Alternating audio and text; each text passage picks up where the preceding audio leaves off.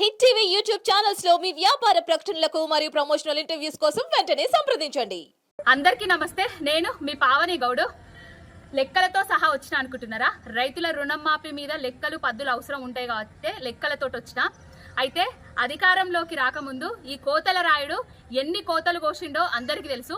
కానీ అధికారంలోకి వచ్చిన తర్వాత రైతుల రుణం మాఫీ మీద కూడా కోతలు కోస్తాడని అసలు ఎవరూ ఊహించలేదు. ఈ కోతల రాయుడు కోతలు ఎట్లున్నాయో మీకు చూపిస్తాయి. ఇప్పుడు ఏమైందంటే, ఇప్పుడు రైతులకు రుణం మాఫీ చేయాల్సింది మొత్తం రైతుల సంఖ్య 42 లక్షల మంది రైతులు ఉన్నారు.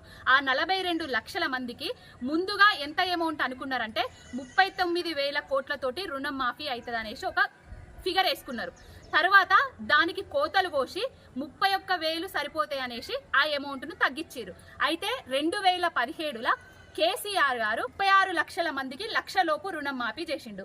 16,124 కోట్లతోటి చేసిండు. అయితే ఈ కోతల రాయుడు అధికారంలోకి వచ్చిన తర్వాత ఇప్పుడు లక్షలోపు రుణం మాఫీ 11.42 లక్షల రైతులు ఉన్నారు. ఎంత అమౌంట్ అంటే 6,098 కోట్లు.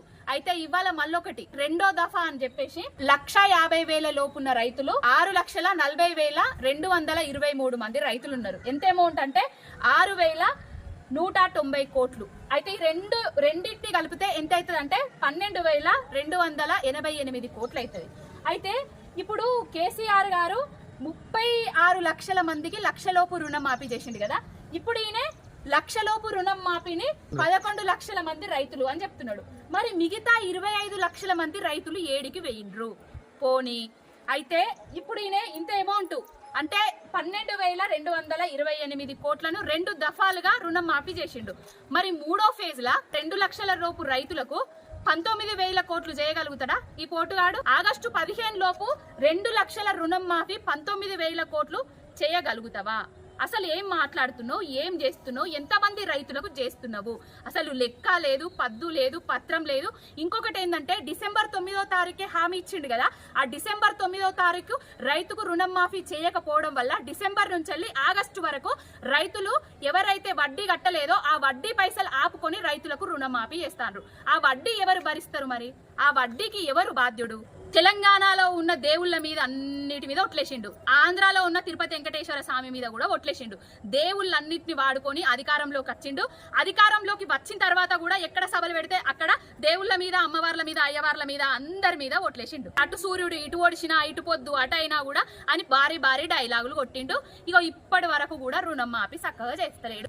ఫస్ట్ ఏమో డిసెంబర్ 9వ తారీఖు అన్నాడు, తర్వాత ఆగస్టు 15 లోపు అని అన్నాడు. ఇప్పుడేమో నేను అమెరికాకు పోతానా, అమెరికాకు పోయొచ్చినాక అని చెప్తున్నాడు. నువ్వు అమెరికాకు, అంతరిక్షం పో, ఇంకెక్కడికన్నావో.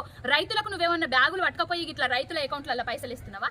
అది ఆటోమేటిక్గా అయ్యేదే. నువ్వు అకౌంట్లలో అమౌంట్ ఇంత అని ఫిక్స్ చేస్తే అకౌంట్లలో వచ్చి పడుతుంది. రైతుల రుణం మాఫీ ఆగస్టు 15 లోపు చేస్తా అన్న చేసి చూపించు గుంపు మేస్త్రి. ఇంకొకటి డిసెంబర్ 9వ తారీఖు నువ్వు చేయకపోవడం వల్లనే ఆగస్టు వరకు వడ్డీలు రైతుల నుంచి వసూలు చేస్తారు. ఆ వడ్డీకి బాధ్యుడివి కూడా నువ్వే గుంపు మేస్త్రి. రుణం మాఫీ కాని వాళ్ళు, అసలు రుణం మాఫీ లిస్టుల పేర్లు రాని వాళ్ళు మరి ఎక్కడికి పోవాలి? మళ్ళా నీ ప్రజాపాలన అని అక్కడికి వచ్చి నీకు దరఖాస్తులు ఇవ్వన్నా, నిన్ను కలవన్నా, ఎవరిని కలవాలి? మరి వాళ్ళ ఎట్లా రుణం మాఫీ అవుతుంది? వాళ్ళకెప్పుడు రుణం మాఫీ చేస్తావు గుంపు మేస్త్రి? మట్టినే నమ్ముకున్న రైతులను, నీలాగా రాజకీయం తెలియని రైతులను మోసం చేయకు.